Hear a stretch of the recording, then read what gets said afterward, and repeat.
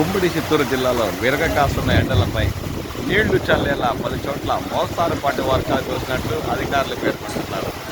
చిత్తూరు జిల్లా పుల్కల మండలం కల్లూరు జాతీయ రహదారిపై బుధవారం సాయంత్రం 7 గంటల తర్వాత మొదలైన చిరుకులతో కూడిన వర్షం మోస్తారుపాటుగా కురుస్తున్న దృశ్యాలు మనం ఇప్పుడు చూడొచ్చు.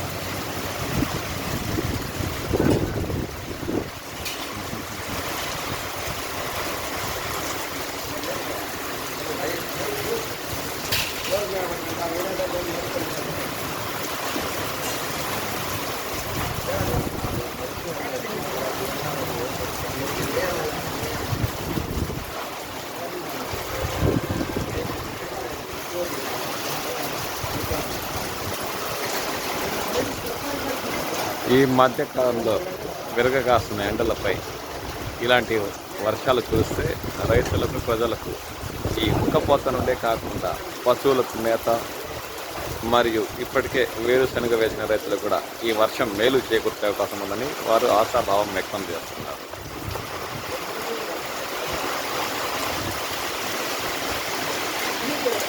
అన్నమయ్య, తిరుపతి, చిత్తూరు జిల్లాల్లో కూడా బుధవారం మధ్యాహ్నం నుండి పలు మండలాల్లో చినుకులతో కూడిన వర్షాలు కురిసినట్లు స్థానిక రైతులు పేర్కొన్నారు.